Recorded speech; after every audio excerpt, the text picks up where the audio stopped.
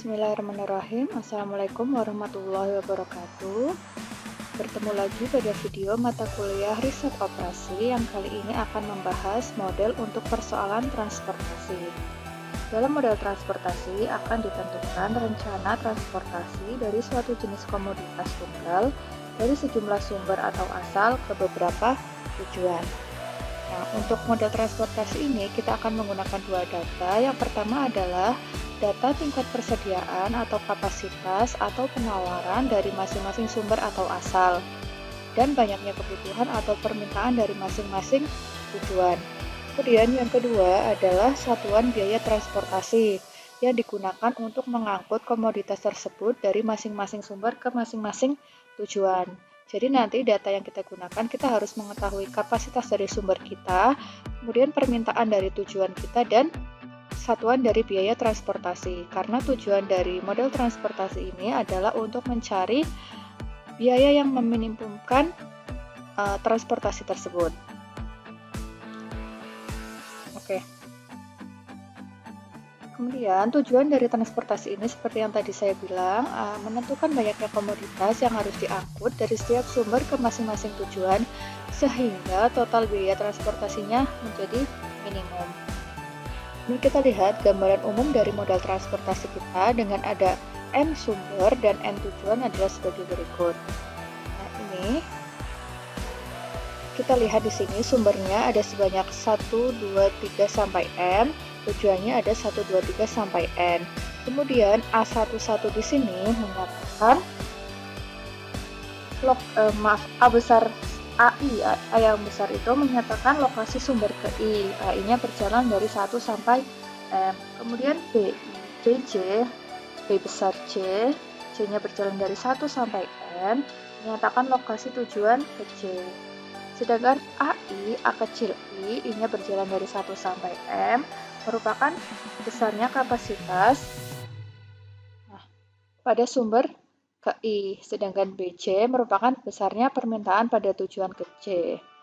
CIJ, I-nya dari 1 sampai M, C-nya dari 1 sampai N, merupakan satuan biaya transportasi dari sumber I ke tujuan C, sedangkan XIJ adalah banyaknya komoditas dari sumber I ke tujuan C.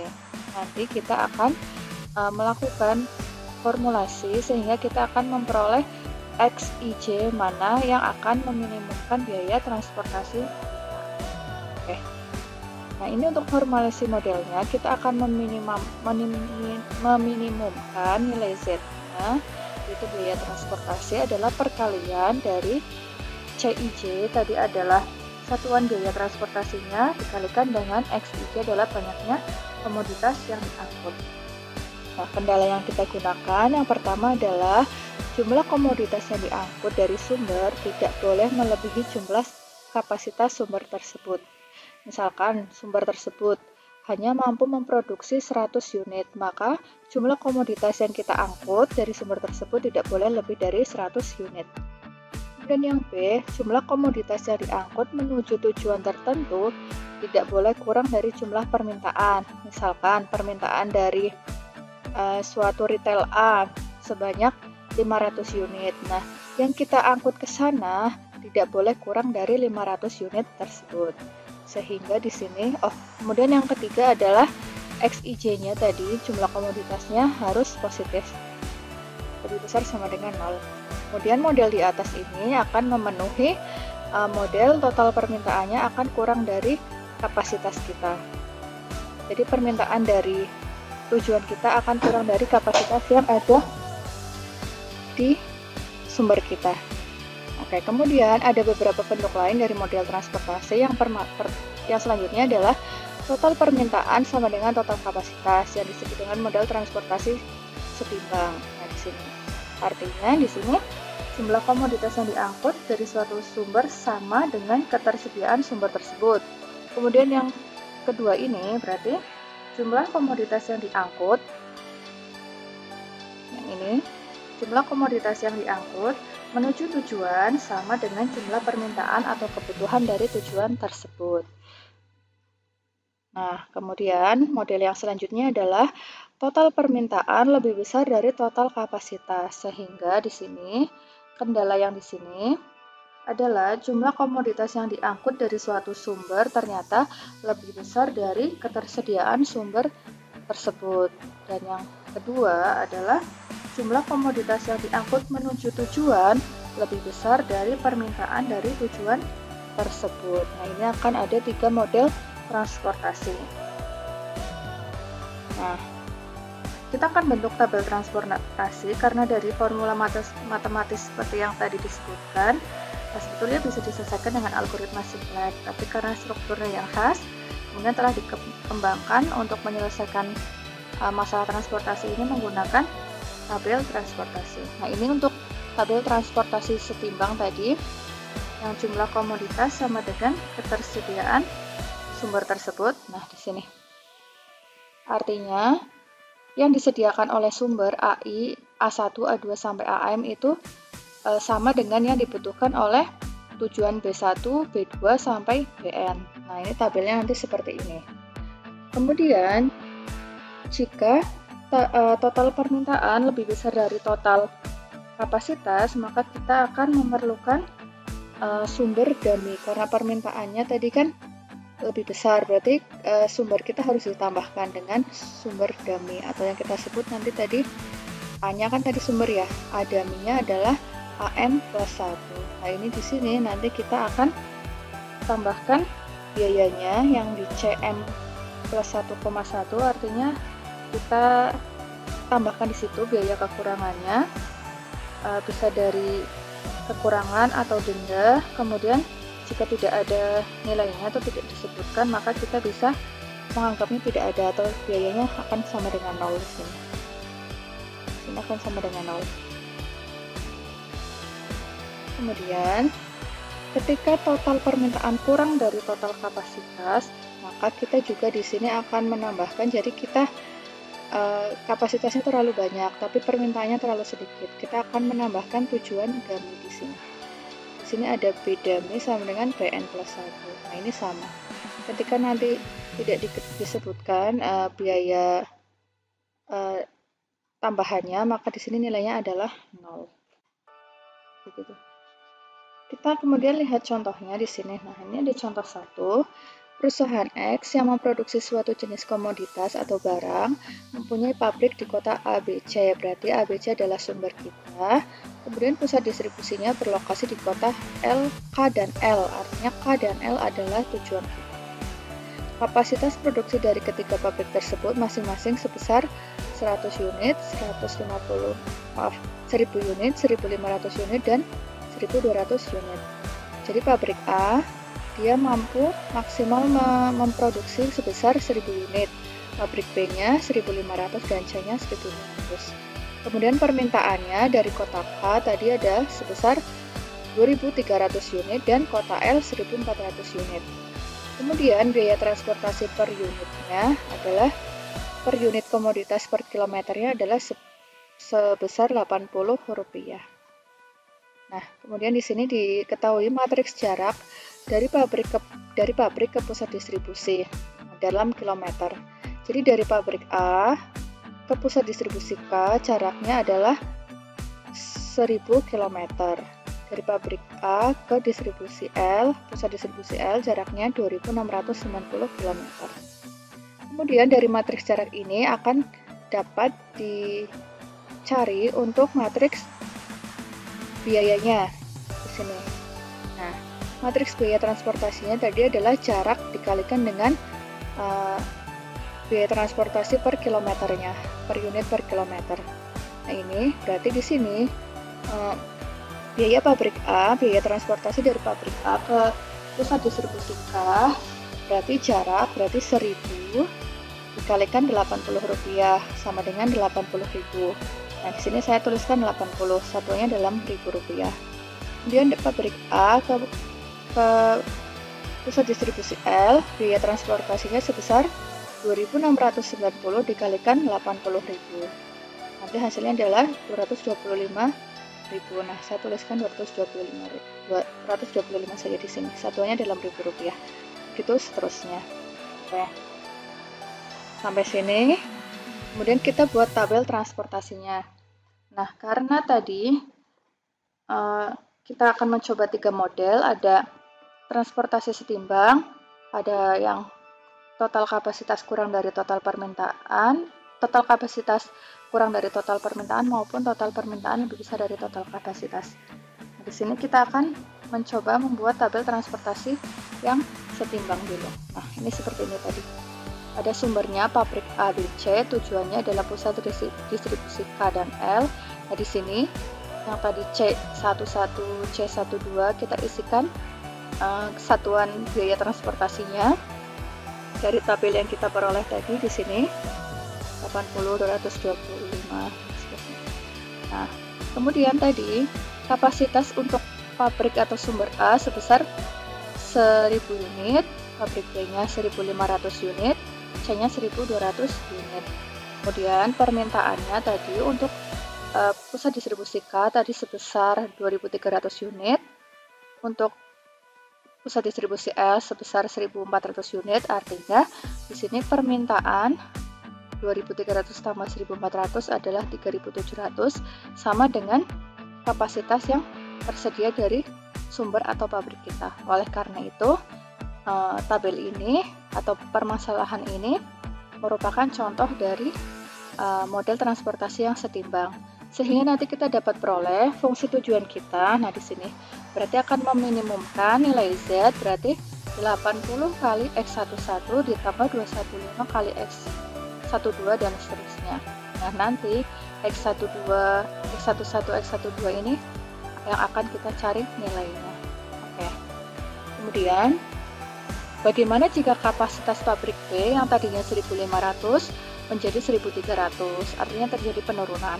Kita coba lihat tabelnya di sini. Nah, di sini kalau tadi pabrik B-nya 1300, artinya jumlah kapasitas yang tersedia hanya 1500. 1000 tambah 1300 tambah 1200. Nah, sementara permintaannya ada 3700. Artinya permintaan lebih besar dari kapasitas. Maka kita perlu menambahkan pabrik dummy di sini. Nah, kita tambahkan karena tidak diketahui biayanya, kita bisa tuliskan 0 di sini, sehingga nanti ini adalah kapasitas kekurangannya. Nah, ini. Kemudian fungsi tujuannya menjadi, nah kita tambahkan di sini ada X41 dan X42 dengan biayanya masing-masing 0 rupiah. Nah, ini. Kemudian, nah ini, jika permintaan pusat distribusi K turun menjadi 1900. Nah, yang tadinya 2300 turun menjadi 1900. Artinya permintaannya akan kurang dari kapasitas yang dipunyai oleh pabrik tersebut atau sumber tersebut, sehingga kita perlu menambahkan pusat distribusi dummy di sini. Kita tambahkan. Nah, kemudian kekurangannya adalah 400, sehingga totalnya dari permintaan dan kapasitas sebesar 3700. Fungsi tujuannya nanti akan ditambahkan di sini 0 kali X13 dan seterusnya. Sini. Itulah perbedaannya tabel dari model transportasi yang setimbang, yang permintaan kurang dari kapasitas maupun permintaan lebih dari kapasitas. Oke. Kemudian kita akan masuk ke metode transportasi untuk mencari atau biaya transportasi yang minimum. Yang pertama kita menggunakan metode North-West Corner. Utara, barat, pojok, artinya pojok atas, pojok kiri atas. Nah, di sini aturannya atau langkah-langkahnya, yang pertama kita adalah mengalokasikan sebanyak mungkin komoditas pada sel paling pojok kiri atas untuk memenuhi permintaan dari tujuan untuk sel tersebut. Yang kedua, nanti kita akan coret kolom jika permintaan dari tujuan untuk kolom tersebut sudah terpenuhi atau nilainya 0, atau kita bisa coret baris ketika kapasitas sumber untuk baris tersebut sudah habis, ketika nilainya sudah 0. Jika kapasitas dan permintaan yang sesuai dengan sel tersebut sudah 0 semua, maka bisa coret salah satu saja, bisa baris atau kolomnya saja. Kemudian yang ketiga, mengupdate jumlah permintaan tujuan dan kapasitas sumber. Kemudian kita mengulangi proses tersebut sampai tersisa hanya tinggal satu baris atau kolom saja yang belum tercoret. Kita lihat contohnya di sini. di sini. Misalkan diketahui masalah transportasi yang sudah disajikan dalam bentuk tabel seperti ini. Ini contoh tabel transportasi setimbang. Artinya jumlah permintaan sama dengan jumlah kapasitas. Di sini. Kemudian dengan menggunakan metode Northwest Corner ini, bagaimana caranya? Kita coba di sini.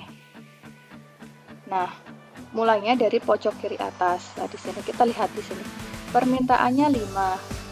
Berarti kapasitas yang disediakan 15. Berarti di sini kita bisa tuliskan. Di sini 5. Nah, kita coret. Nah, artinya permintaannya sudah terpenuhi, berarti sisanya 0. Kemudian kapasitasnya sudah terpakai 5, berarti nanti sisanya adalah 10. Itu iterasi pertama. Nah, ini. Kemudian kita lanjut ke iterasi kedua. Kita geser ke kolom sebelahnya. Berarti nanti di sini di iterasi pertama diperoleh X satu-satunya sama dengan 5. Nah, kita lanjut ke kolom sebelahnya di sini. Permintaannya sebesar 15, tetapi kapasitas yang disediakan hanya 10. Jadi kita bisa tuliskan di sini 10. Berarti di sini kurang 5. Yang di sini sudah habis, tinggal 0. Nah, ini kita juga coret gitu. Jadi nanti X12 nilainya adalah 10. Ini untuk iterasi kedua. Nah, untuk iterasi ketiga kita lihat lagi. Nah, di sini permintaannya masih ada 5. Sementara di sini kapasitasnya sudah 0. Kita pindah ke yang sumber 2. Berarti di sini permintaannya 5, dia masih menyediakan kapasitasnya sebesar 25. Berarti di sini kita bisa tuliskan 5. Artinya di sini sudah 0. Di sini sisanya 20. Nah, kita bisa coret. Nah, lanjut ke iterasi 4. Nah, ini kita lihat. Nah, di sini permintaannya 15. Dan di sini sudah tidak mungkin ya, karena kapasitasnya sudah habis. Berarti di sini kita bisa tuliskan. Nah, ini kapasitasnya masih 20, berarti masih bisa kita gunakan. Kita tuliskan di sini 15. Di sini berarti sudah habis. Di sini sisanya adalah 5. Nah, ini kita coret. Kapasitas atau permintaannya sudah habis. Untuk iterasi 4. Lanjut ke iterasi 5. Ini permintaan sudah habis. Kapasitas sumber 1 sudah habis. Nah, tinggal ini. Di sini permintaannya 10, tapi kapasitas yang tersedia hanya 5. Berarti kita bisa gunakan di sini 5. Di sini habis. Di sini sisa. Jadi garis ini kita coret karena sudah habis kapasitasnya. Lanjut iterasi 6. Nah, iterasi 6 di sini permintaannya tinggal 5 dan sini kapasitasnya juga sisa 5. Berarti di sini kita tulis 5. Permintaannya sudah terpenuhi dan kapasitasnya sudah habis. Ini selesai iterasi kita. Nah, ini hasilnya. Sehingga diperoleh di sini. Nah, banyaknya variabel basisnya adalah M plus N min 1. M-nya tadi sumbernya ada 3, kemudian tujuannya ada 4, min 1 ada 6. Berarti makanya nanti kita akan punya X-nya ada sebanyak 6. Sini. X11 nilainya 5, kemudian biaya transportasinya C11-nya 10, X12 nilainya 10, C12-nya 0. Kemudian yang di sini C22 nilainya 5, maaf X22 nilainya 5, biaya transportasi C22 nilainya 7. X23 15, C23-nya 9, X24-nya 5, C24-nya 20. Kemudian yang di sini X34-nya nilainya 5, kemudian biaya transportasinya 18. Sehingga nilai Z-nya tinggal kita kalikan. Jadi komoditas kita di sumber 1 untuk tujuan 1, dia hanya bisa sesuai dengan constraint kita, dia mengirimkan 5 dengan biaya transportasinya 10.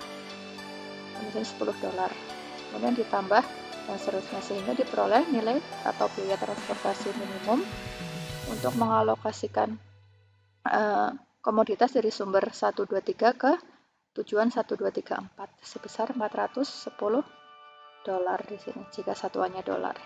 Nah, itu untuk metode Northwest Corner. Selanjutnya kita akan coba lihat untuk metode least cost. Caranya sama. Kalau tadi Northwest Corner kita mulai dari pojok kiri atas. Kemudian kalau di least cost kita mulainya dari sel yang mempunyai ongkos transportasi paling kecil. Sini. Jika ada yang sama, maka kita pilih sembarang saja. Kemudian langkah kedua sama. Nanti kita akan coret-coret kolom atau barisnya dan mengupdate jumlah permintaan tujuan dan kapasitas sumber. Kita lihat contohnya.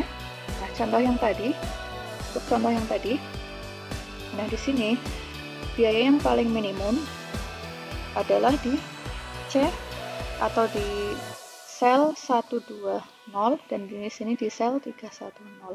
Nah, kita boleh pilih salah satu. Misalkan saya pilih yang di sini. Sel 31. Nah, permintaannya 5. Kapasitas yang tersedia 5, berarti saya di sini bisa tuliskan 5, berarti di sini kapasitasnya terpenuhi, di sini maaf permintaannya terpenuhi, dan sini kapasitasnya juga sudah habis. Nah, kita bisa coret di sini, permintaan sudah terpenuhi, berarti kita coret. Masuk ke iterasi kedua. Nah, kemudian mana lagi yang paling atau mempunyai biaya yang paling kecil? Nah, ini kan di sini di kolom atau di sel 12. Permintaan yang biayanya adalah 0 rupiah atau 0 dolar ya. Di sini ada permintaannya 15, kapasitasnya 15, jadi bisa kita gunakan semua di sini. Kita coret karena sudah dipenuhi, maka permintaannya sisa 0 dan kapasitasnya sudah digunakan 15, berarti di sana juga 0. Kita coret garisnya ini. Nah,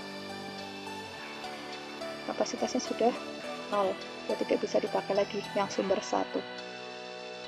Oke, lanjut. Kemudian mencari lagi biaya yang paling minimum. Dan yang paling minimum selanjutnya adalah 7 di sini. Nah, 7 di sini permintaannya 0, tapi masih ada kapasitas sebesar 25, berarti di sini adalah 0 karena permintaannya kan 0. Nah, kita coret. Di sini juga itu sudah habis. Lanjut ke iterasi keempat. Nah, selanjutnya setelah 7 biaya yang minimum selanjutnya adalah 9. Nah, di sini permintaannya dibutuhkan 15, kapasitas yang kita punya 25, berarti kita bisa pakai ini. Ini sudah dipenuhi semua, sisanya 0. Ini sudah dipakai 15, sisanya adalah 10. Terus tambah 10. Sehingga di sini kita bisa coret karena kapasitasnya sudah terpenuhi. Lanjut. Nah, kemudian yang paling kecil lagi adalah 11 di sini.